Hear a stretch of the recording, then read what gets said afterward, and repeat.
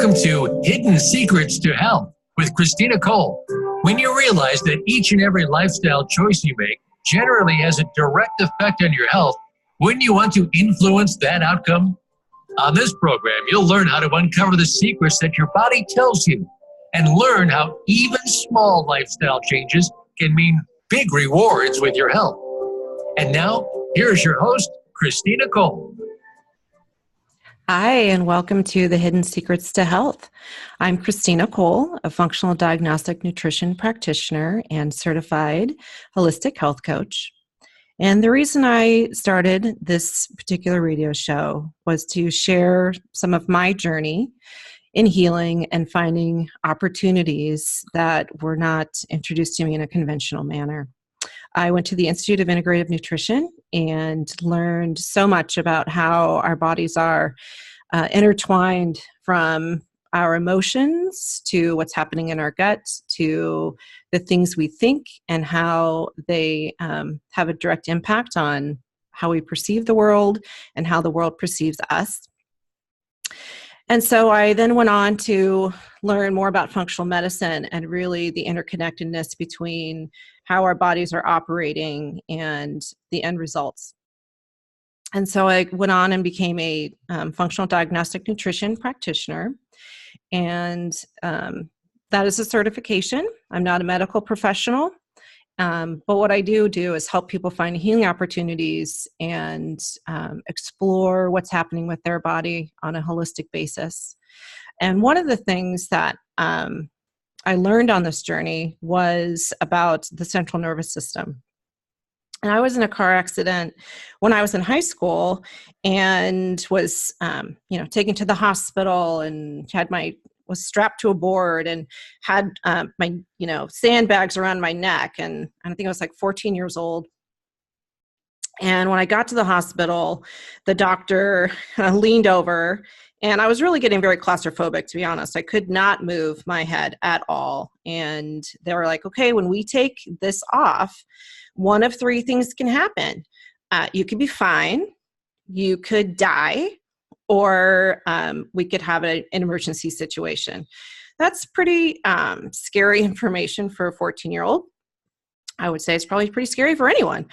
But what happened was they took it off, they did an x-ray, I was fine, and I was very sore, but I never did anything about that. I didn't go to any type of chiropractor or rehabilitation or anything. I just remember sitting in class and I couldn't really look down at my paper because my neck hurt. And I continued on for, 30 years without ever having anything looked at. And so I met Dr. Alicis Tsounis, and she is an upper cervical chiropractor. And she convinced me just to go ahead and have myself looked at during an open house that I attended. And working with her really changed my life and how I felt. And so I really wanted to bring her on the show and talk about how important it is to have your central nervous system totally working and the differences it makes in your health and how you feel, and just sort of the different things that are linked to this part of your body. So welcome, Alicia. Thank you, Christina. Thank you for the introduction. So as Christina said, my name is Dr. Alicia, and I am an upper cervical chiropractor, which is a little bit, actually I shouldn't say a little bit, it's a lot different than your traditional chiropractor. And so if you're not familiar with chiropractic, what chiropractic is it's working with the spine and the nervous system, which controls everything in the body. So it's a fairly important system. And so what chiropractors do is they find if there's any misalignments or areas in the spine where the bones aren't moving so well, and they adjust that area with their hands. And typically most people get great results. But what an upper cervical chiropractor does that's completely different is we only work with the top two bones in the spine right behind your ear. We don't adjust any other bone, any other joint in the body. And to make it even more different, we don't even always adjust our patients. And so the reason why is talking about that central nervous system, we have objective diagnostic technology in the office that we can use to measure the nervous system, and it will give us a graph on the computer like you see all the time for your visits, and it will tell us exactly what's going on with the patient. Do they need an adjustment that day? Are they stressed? Are they progressing through care? Are they relapsing? And so it gives us an exact image of where their health is at. And then from there, we can determine what they need instead of just kind of doing the same thing over and over again and expecting better results. Yeah, one of the things that I think is really fascinating, first of all, when I look at the graphs, I have absolutely no idea what you're looking at. I look at these squiggly lines and I'm like, oh, so what does that mean? So that's always fun. But also, one of the things is that you always kind of like look and you ask like, what's happening in my life and what have I done? And most of the time when I've actually needed an adjustment, it's been after I've been on a plane, which I think is really interesting. I did a lot of traveling in my former life and I was on a plane almost every other week for 2 years. And so, then this, I've only done a few trips really in the last year or so, but those have been the times when I've always needed an adjustment. I just think that's really interesting for all those people out there who are doing a lot of traveling or have done a lot of traveling. I would certainly get yourself checked because it's amazing what being on an airplane will do. I mean, I would not, you're always stiff, you get off an airplane, but I did not think those would be the times. There's so much that goes into it. I mean, I'm a seasoned traveler. I go to Las Vegas probably every single weekend. We're going tomorrow. We're leaving. I go out of the country, and I think that so I'm seasoned flyer. You are, a lot of people are, and yes, there's the physical active. It's a ton of sitting. You're sitting in the airport waiting. You're sitting on the plane for hours, but there's also a lot of stress that taxes the system, even if you're not consciously aware of it. And so one of my good friends, she actually just learned how to fly planes, and she bought a plane. And so she's been taking me flying, and we literally roll up to one of the smaller airports in Sacramento and say, hey, bring out the plane. And then we get in the plane and we go. And it's amazing. That experience is so different than the airport experience because there's no TSA. There's no people in your way that if you travel a lot, you kind of have a low tolerance for people that have obviously never traveled before. And these things kind of add up and stress you, even if you're not acknowledging it. And when you're in a heightened state of stress, that's your sympathetic nervous system. It's on fire. And when the sympathetic nervous system is on fire, that's when we're more vulnerable to immune system deficiencies. We all have that one friend that is always sick. They always have some kind of allergy, whether it's December, whether it's April. They always have a cold, and you have to look at, is that really a genetic thing, or is maybe your immune system just not working as well as it should because you're constantly in a state of stress. And so that's why, like you and a lot of other patients, when they come back from a trip, if they're on a plane, they most likely need to get adjusted. Yeah. The other thing that was interesting was my first visit, right? When we did the x-rays, and then you showed me what was happening in my body.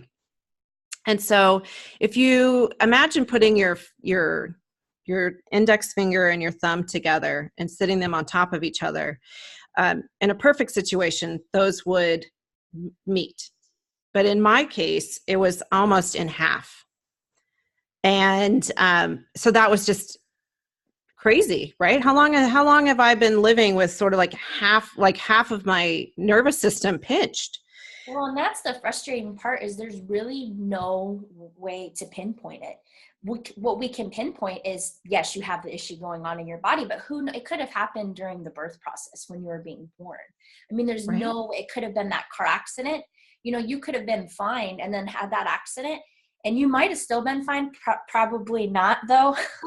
Probably not. And then just as we go through life, and then adding all of the stress and the circumstances that we go through is just being alive as human beings. And the only way to really know that you have something going on is if you have a health issue and it starts to slowly over time maybe multiply or branch into other health issues, or you have that singular issue and it just gets worse and worse and worse despite everything that you're trying.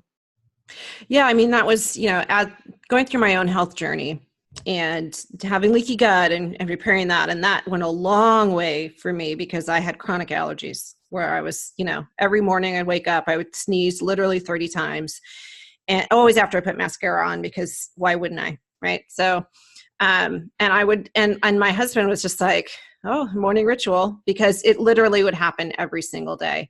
And when I would go to my doctor, they would give me the latest allergy medicine. And I remember saying, like, how long am I going to have to take allergy medicine? Like, I don't want to have to take a medication every day. I shouldn't be sneezing. The person next to me doesn't sneeze. What's happening in my body that I'm sneezing all the time? And it really was related back to having a leaky gut, not having a compromised immune system, and your body will continue to tell you something's wrong in a variety of different ways. Sometimes you can get palliative care where it goes away for a little while, but then it comes back, and either the same thing comes back with a vengeance, or you have something new that happens. And that's one of the things that I explore with clients is finding out, like, what's your history, what's going on, and how's your body trying to talk to you? And a lot of times we turn off that inner voice. We kind of sign our bodies over to someone else and let them tell us what's happening instead of listening to our own instincts. And one of the things that I really like about integrative medicine, which really does incorporate chiropractics as well, is that it's reteaching you to listen to your body. And so it's funny because as I've worked with you, I have known, like, I've come in and known, like, oh, today I know she's going to need to adjust me. That first adjustment was the craziest experience because you did the adjustment and it was like the loudest crack I've ever heard. I think you said I won, right? The loudest crack in your office because it was, it's right by my ear. And, but afterwards I could feel things happening. Your words to me were, you got up and you were like, is this how I'm supposed to feel? Yeah. It was like 8 pounds came off of my head and it was crazy. And I mean, I felt like an electric shock went through my entire system. I felt it in my fingertips. I felt it in my toes. And like the lightness of my head was incredible. It was like, I had really long hair and I got it cut one time pretty short, and it, and it was like all this weight came off my head, and that's how it felt having this adjustment. And it really changed how I felt in so many ways. And I didn't realize, I remember being like, there's nothing wrong with me. I feel fine. There's no reason we don't need to do this. And just having a look at it, and your partner from Dublin. Yeah. She was like, look, you're doing all the right things with your body, right? With your health and stuff, but your central nervous system is jacked. This is not operating well at all.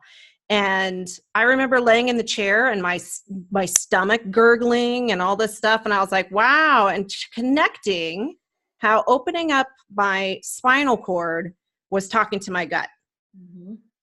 And how often people don't realize the biomechanical things happening with your body have a direct impact on what's happening with the biochemical activities that are happening in your body. So one of the things I really wanted to ask you was, how did you decide to go into being a chiropractor? And then during that process, how did you learn about upper cervical?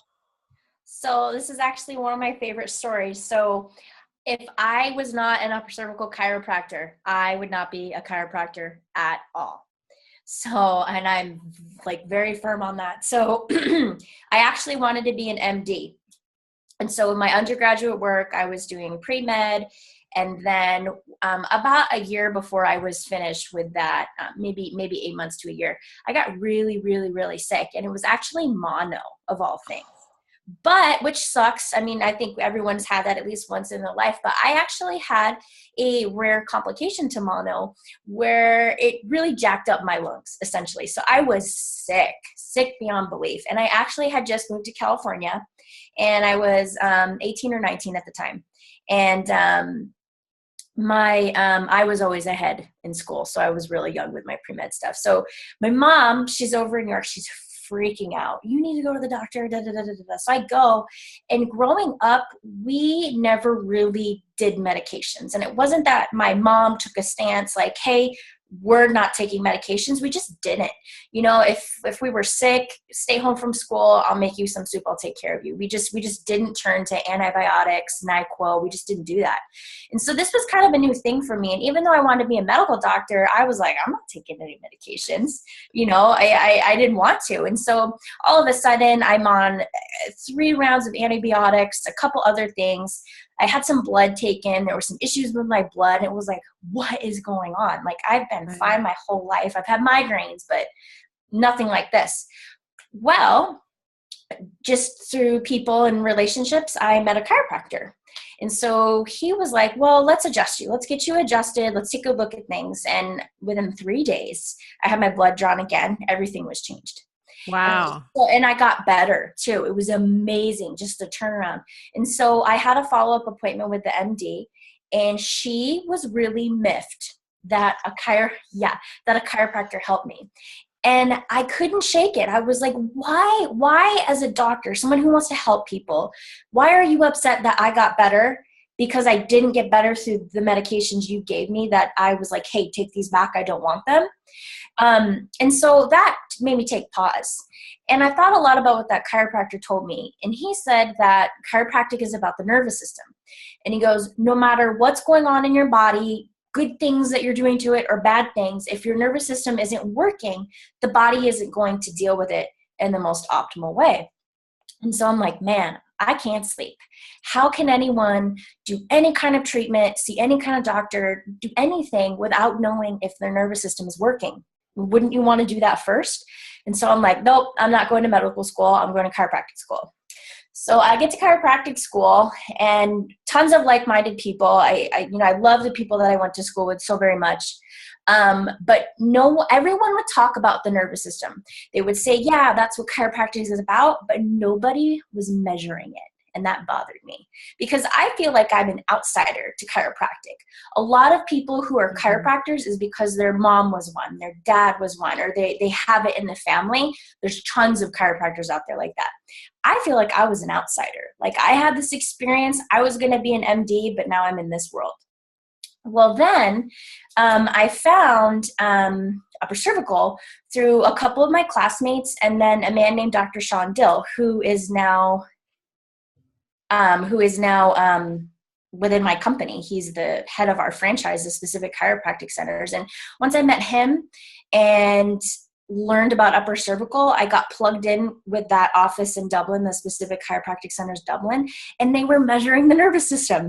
They had this awesome piece of technology. They would measure people, and they were like, yeah, we don't always adjust them because they don't always need it. And it was so different than what all of the other traditional chiropractors were doing, but it was so much better. And I thought, why would I do anything else other than this? That is awesome. We're going to go to break and pick up from this when we come back. All right, you're clear. Great job. Yay. Did that help when I did this? Yeah, maybe. So is it recording our video or just our voices? So the voice is live. It's on Voice America. Okay. Right now it's playing. I'm recording us talking. Okay. And so I paused. You did this, and I was like, what? Yeah, I know, because I wanted to make sure you saw. I wasn't sure if you saw the chat, because I know you were in your zone. So that's why I was trying to let you know, because then this is still recording, us talking right now. I will eventually, I'll get the recording, and then I have to cut out these commercial portions, and then I'll put them on That's cool. Facebook and YouTube and that kind of stuff. I haven't done reads yet. It did go by super fast. It did, huh? Yeah. So I do want to go back into the upper cervical, I want to take off right where we were when we come back from commercial. Okay. So I'll kind of lead you into that, but it's so interesting. And so I want you to kind of share. All of what I'm saying is true. I really think a ton of chiropractic is BS because I don't know, it doesn't have to be.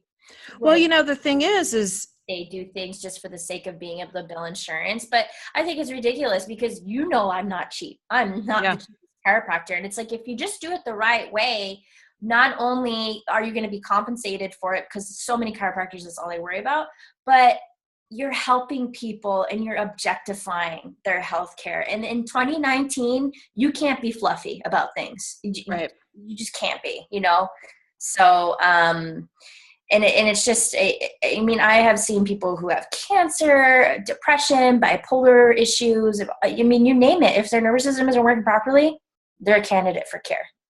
Yeah, but I do want you to share that Okay. when we're live, because those are the people that need to hear that they can come in and do something besides just take a medication, right? I mean, that's part of my mission as well, is relaying to people that, it's a multifaceted approach to wellness and to feeling better. And the goal for you, for me, is to help people get well so they can move on. I don't need to have somebody. I don't want to have somebody a client for life. If I have somebody as a client for life, I'm not doing my job. And that's what I told you from the get-go. Like, here's the game plan. These are the recommendations. And based on this, you're in, and you can stay if you want. You chose to stay. Yeah, because just to come in and, I mean, yeah, I not think everyone does. Yeah. But you continue a lifestyle where you're flying, you're doing this and that, where it probably benefits you to stay. But not everyone does. Yeah. That's okay. Some people, I'm happy to see them go. All right, we are coming back.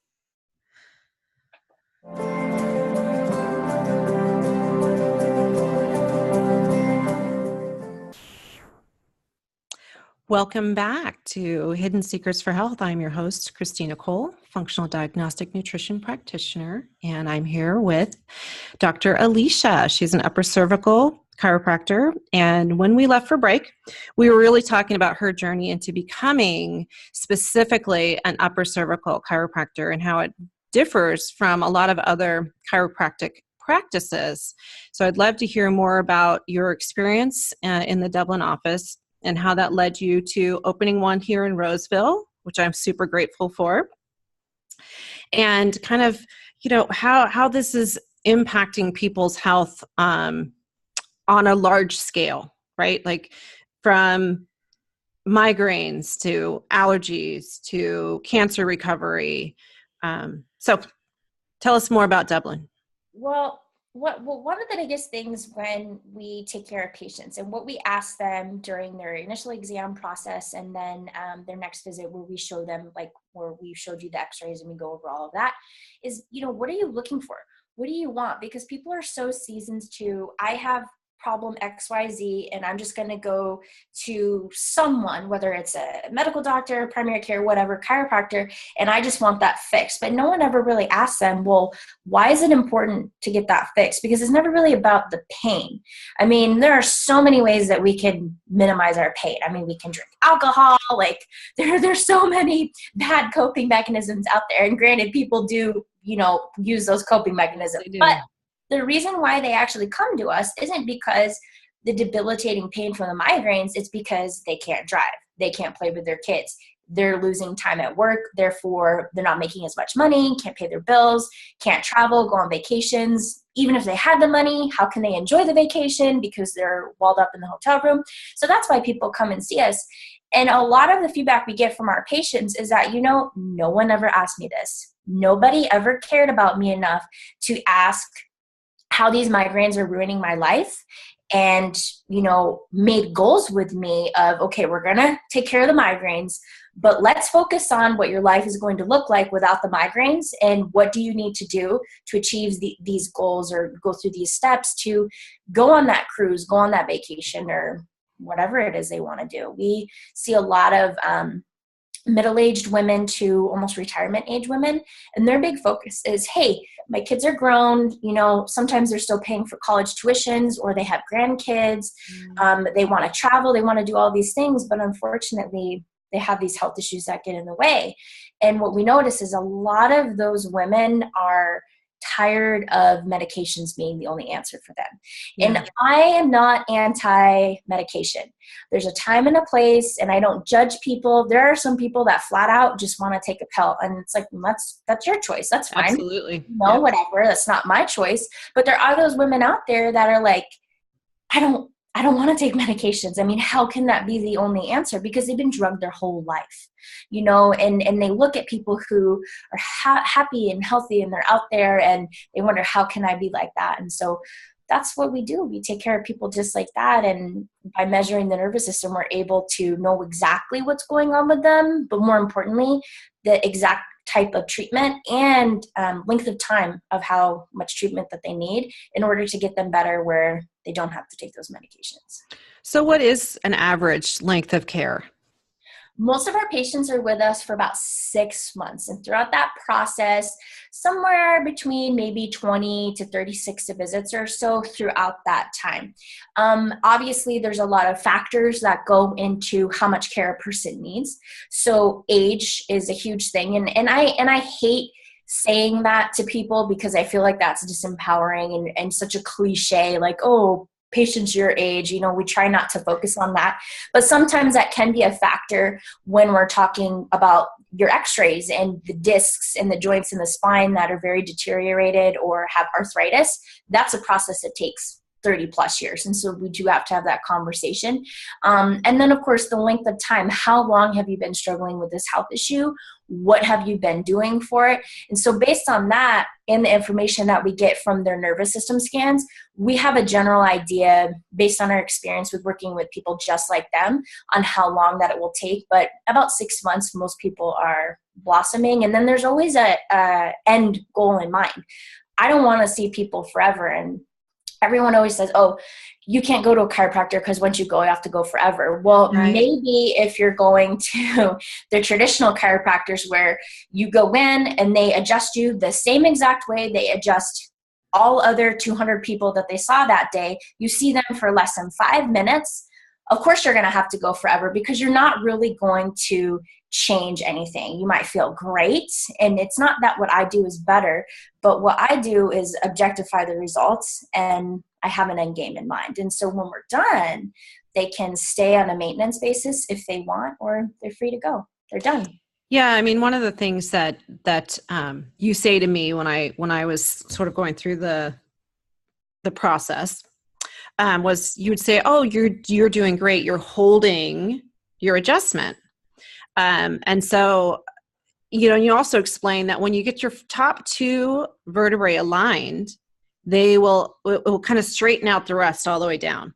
So, like having my lower back adjusted isn't going to fix what's going on up above that, right? So when you fix the top 2, it does. And one of the things that's really interesting, I don't think I've ever told you, is I used to lay on my back and then swing my legs over and I would crack my lower back all the time. And it happened a lot of times in my bar class, like we're doing our stretching and then I would like lean to one side and I would be like crack. It felt good. It was like that really, it never happens anymore. My lower back never cracks. It doesn't, I sit a lot more than I'd like to, but I don't have that lower back discomfort that I just associated with sitting all the time, which I'm sure it does, but having that upper cervical alignment has changed it all the way down, which is really interesting. Yeah, it's the biomechanics of the body, which is controlled by the nervous system. And so the nervous system, or the central nervous system to be specific, is comprised of your brain and your spinal cord. And your brain is super, super obsessed with making sure that your eyes are level with the horizon.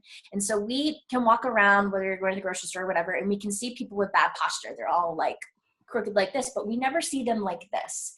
They're always kind of turned like this because their eyes need to be level with the horizon. And so part of that postural change comes from those top two bones, because essentially they're best friends with the nervous system, right? And so when they're happy, the nervous system is happy. And so when that area is in alignment, biomechanically, it will bring everything else back into alignment as well, maintaining that that level gaze on the horizon. It's all about the brain, the brain and That's the interesting. nervous system. Mm-hmm. And that area can either allow that flow to happen, if you will, the messages and the control coming from the brain, or if there is any misalignment in that area, it can cut it off. And does it cut it off completely? No, because if it's cut off completely, right? within a heartbeat, but slow compression over time. And so we actually always use the example. When we have new patients, we offer them a class that briefly goes over what to expect throughout the next few months of care, called the Big Idea class. And that's when they can bring their husband or, their mom or someone who's been with them on their healthcare journey to understand what they're going through. And so do you remember Chris Reeve? Superman, Chris Reeve? Yeah. Mm-hmm. I always ask people, I'm like, hey, what happened to him? And they're like, he fell off a horse and broke his neck. Okay, great. Do you know how many bones he broke? No one knows the answer to that. The interesting thing is Chris Reeve, you'd think that he would at least maybe broke his wrist in addition to breaking his neck. Didn't even break his wrist. He only broke one bone. And it's the very, very top vertebrae. Wow. And so that's kind of shaped like a donut, if you will, to allow the brainstem to pass through as it transitions to the spinal cord. And so in the olden days, when they would hang people, the mechanism is that those top two bones, or the top bone, would snap.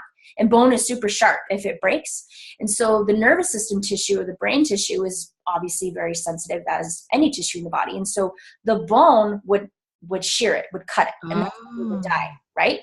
Well, in Chris Reeve's instance, his bone actually broke outward instead of inward. And so if it broke inward and actually cut that area, he would have been killed instantly. But if you've ever broken a bone, which many people have, whether it's your arm or something, the first thing that the body does is it wants to protect that area. It knows something is not right.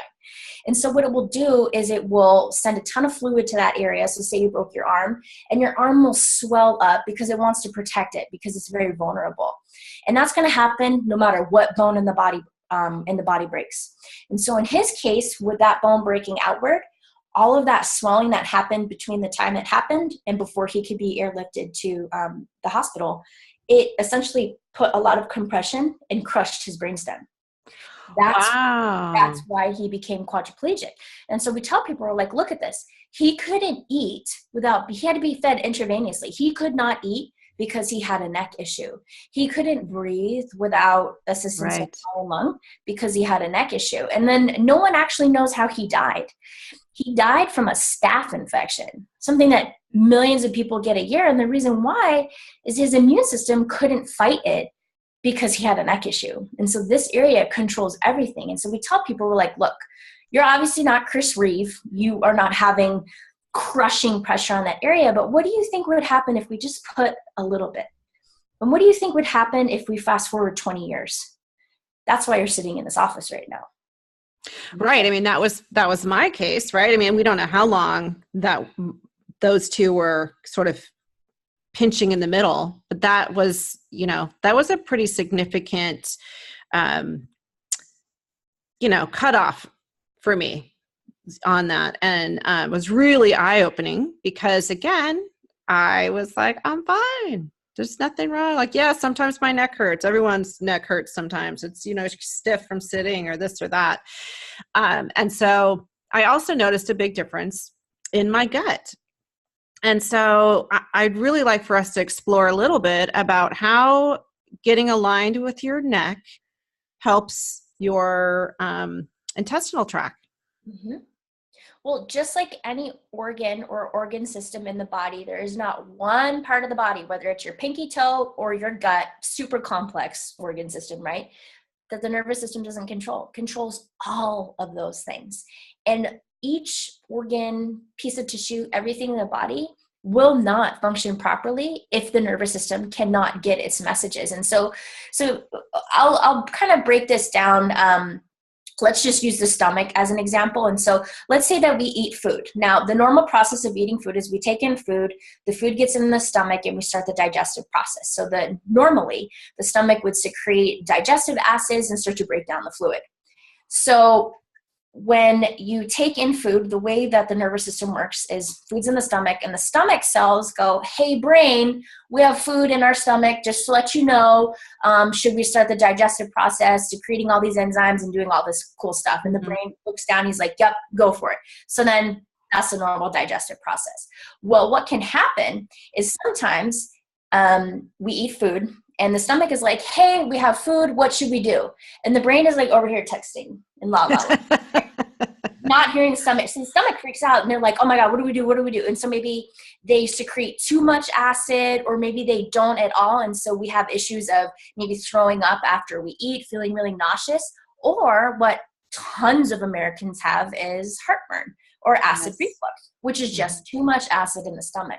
And that's just because there was just a cutoff in the communication.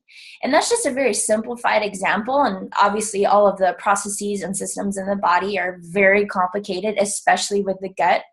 And the gut is especially interesting because half of your nervous system essentially lives in the gut. Right. There's a lot of hormones, there's a lot of neurotransmitters, which are biochemicals in the body that help the nervous system run, if you will. Well, And 80% of your serotonin is actually housed in your gut, which that's your feel-good hormone. Absolutely. And how many countless Americans are depressed and have diminished levels of serotonin? And how many of those Americans are just not eating healthy foods, maybe messing with the gut, or are they having that misalignment in the top area? And then the common solution is take an antidepressant. I was getting an antidepressant when I was 16 years old. And it's younger now. I mean, I feel like it's a Band-Aid, right? It's a Band-Aid medication. And not to say that people don't have anxiety. I recently watched a screening of Angst. And I wonder how much of that anxiety is brought on by the society in which we live. But, you know, a lot of kids do. And rather than kind of getting to the root of where that anxiety is coming from, we're really medicating. We're really medicating, and I think that medication changes your personality and it kind of numbs you out.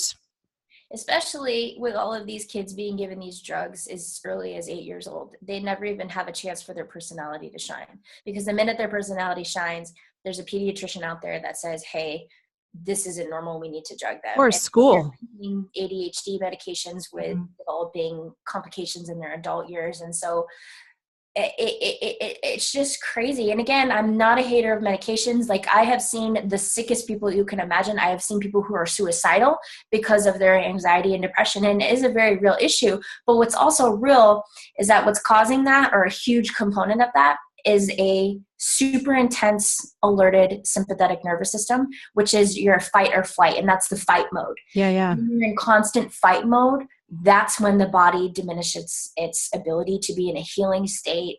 Absolutely. Your DHEA production. Yep. Yeah. Your ability to digest your food is happening during that time frame.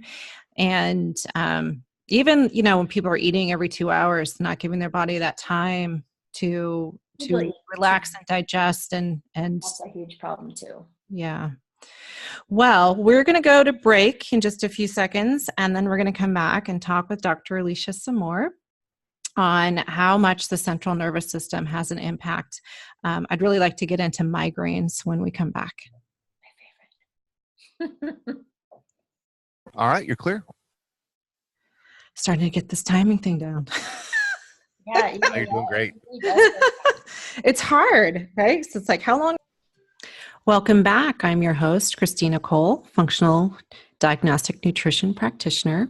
And we are here with my special guest, Dr. Alicia. She's an upper cervical chiropractor. And we left off kind of talking about the brain gut association. And now we're going to talk about the brain association. So one of the treatments that Dr. Alicia does is with migraines. And I know so many people that struggle with migraines. And I remember growing up and my dad having the worst migraines, like coming home and, the whole bedroom getting shut down, all the lights turned off, curtains pulled. He would have like a Diet Coke and saltine crackers next to the bed. And my mom would just be like, okay, everyone stay as far away as possible, because he was in so much pain. And I've only had a couple of migraines before, so I'm very lucky that I've only experienced it a couple of times, but it's so debilitating, and the pain behind your eyes is so intense. And, people are trying to function while having this because they don't have a choice. And so I'd love to hear some of the tricks that you use to help people get beyond the migraine. Well, the first thing with migraines is we should start off by explaining no migraine is alike. There's different kinds of migraines. And then there's also headaches, which are completely different. So a headache is similar to if you have ever gotten really drunk and then you wake up the next morning with a hangover. You just have that dull ache feeling where it sucks, it's annoying, but if you had to get through your day, you could, and then it should go away. That's a headache. Not really predictable. And like I said, it's just kind of the dull. But a migraine and the different types are miserable and render people functionless.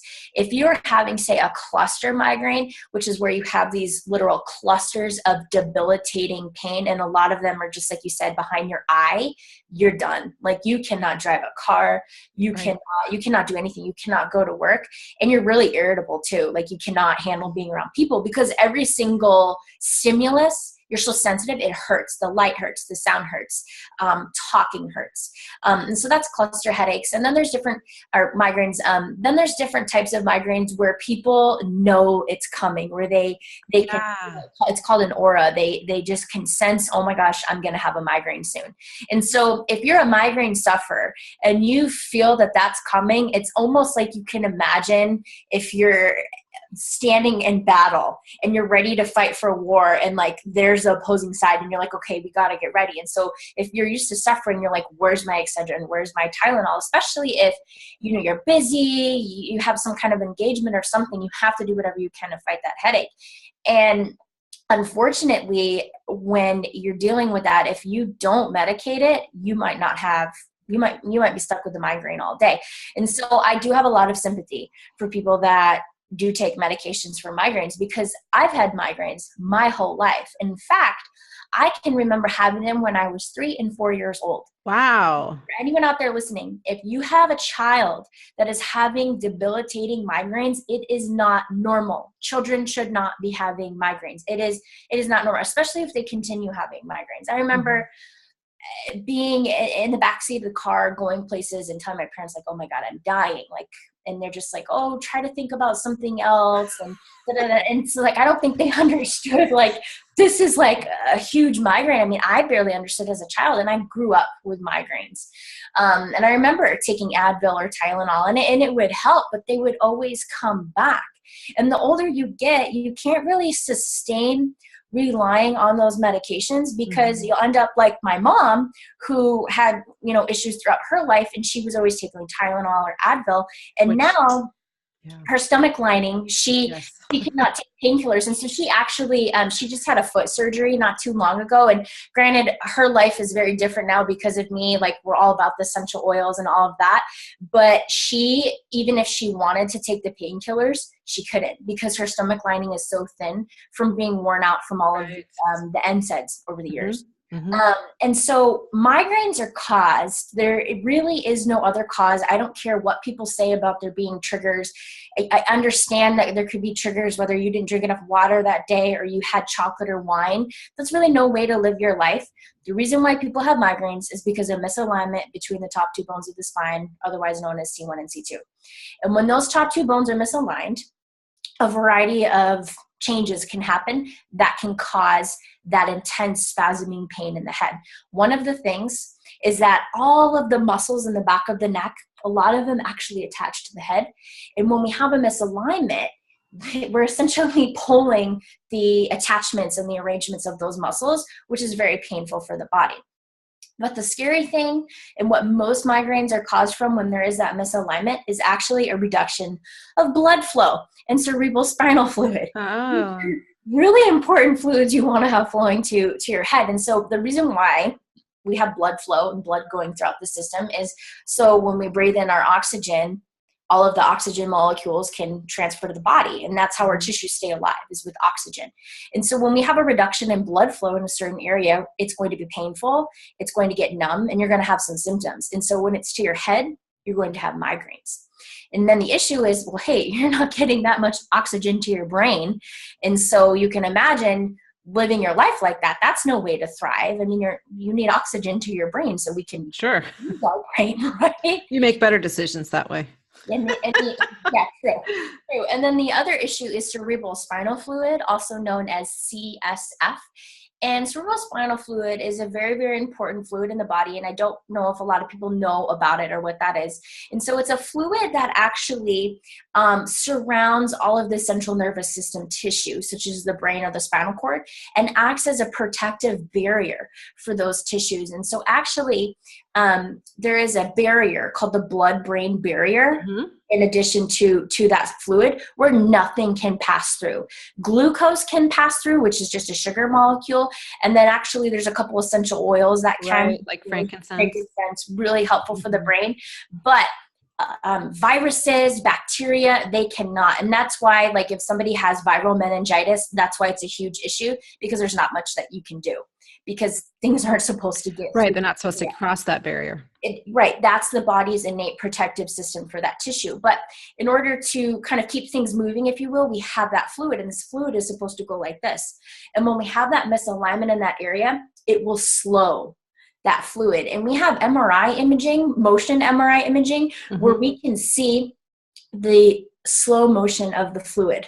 And then we can see after an adjustment, after we get that area realigned, establishing proper function to the nervous system, it's back to normal. And so you can imagine, like, that is not healthy. When we slow up any type of process, whether it's the flow of fluid or secretion of hormones or anything, if we slow or interfere with that process, the body is not going to fare well, and you are going to have symptoms, which is the body's way of saying, hey, something is going on. And in today's day and age, when we have that system, we either ignore it or numb it or dumb it down, and instead of addressing the cause. And so that's why I love when I get patients that have migraines, because they get amazing results. And it can take time. You know, they can go from having maybe 3 to 4 migraines a week to maybe 1 migraine a week, and then maybe 2 a month, and then maybe 1 a month. It does take time for them to be not afraid every day when they wake up, am I going to have a migraine today? Right. Yeah. You know, it's interesting because I've also learned a lot about what's happening in your gut, and how that can be related to migraines as well. And I know that it kind of all ties back to getting the appropriate nutrients into your body and sending those messages to your brain, right? And so one of the things I find so fascinating, and I'm curious as to why it's not really talked about more, is all this interconnectedness, right? So we have perceived stressors. Those are those are our anxiety. Those are the things that are happening, that's our perception. That's our spirituality. That's our existential angst, right? And then we have the biomechanical, which is making sure that this alignment is working optimally. And then there's the biochemical. And those are all the things that are happening inside our body. And they all of these things are interrelated. So when you have a leaky gut, you're stressing out your adrenals. And so then, that might lead to low thyroid. And then you'll get thyroid treatment, but you won't actually fix the root of what that is. And I feel like with the biomechanical, it's just as important, because you might fix all these different things that are happening in your gut or with your hormones, but if your central nervous system isn't talking properly, you're still having a missing link. Well, and the problem is that and it's not that what we're saying is wrong and that, because a lot of people are like, oh, I don't want to get chiropractic care. I don't, there's no merit to that. And da, da, da, da. It's not that, because what we do is very real and it really does help people. Just go look at the testimonials on our website. The issue is that our society is not set up to look at things in this manner. It's not set up to look at the cause. We have a lot of our healthcare companies, whether you want to agree with it or not, they are run by pharmaceutical companies and the insurance industry. And those two industries make the most money in our country. And when you're sick. And I love capitalism. I'm not complaining about that. But when you have a capitalistic society, whoever is making the most money is going to have the most say. And so our society is set up where you have XYZ problem or symptom, go to that specialist, take their medication, and then go to this other specialist. No one is really in sync with one another. And so thank God for pharmacists, because pharmacists can see a patient coming in, filling their prescriptions and go, oh my God, you can't take this and this and this because that'll kill you. Right. You have all these specialists who aren't looking up the whole picture. And granted, they're not trained to do that and they don't care to, because that is not their job. That's not what they're being paid to do. And again, that's just the control that healthcare has on our society. And it's really terrible because it's changing. It is changing. People are getting sick and tired. They hate the long waits at Kaiser. They hate how they have to pay so much money a month for their insurance and then not get anything except getting sicker. People are starting to wake up, that's for sure. And millennials aren't having it. So there's one good thing about my generation. So for our listeners, how would they find you? How would they find more information about you, and how can they follow you? So they can go to our website, thespecific.com, SPECIFIC.com, not Pacific like the Pacific Ocean, but specifically pointing at your neck. Exactly. And I am one of many locations. And so if someone happens to be listening from Texas, we have 2 offices over there, and they do the exact same thing that I do. And then we have 4 or 5 offices in California. There's myself in Roseville, and then we have another in Elk Grove, and then 3 in the Bay Area, and then 1 in San Diego. So they can go to that website, and then they can find each location, and then go to the website specific for that location and find all of the Facebook handles, Instagram handles. They can look me up on either platform, Alicis Tsounis, Tsounis. I know it's a nightmare last name. That's very pretty. But they will find it on there. That's awesome. I really appreciate your time today, Alicia. I find it to be really enlightening. I love this kind of information. I love sharing it. It's a big passion of mine to promote this to other people so that you can learn. There are more options out there. These are the hidden secrets to getting true health. Yes. So thanks for joining me, and we'll see you next time.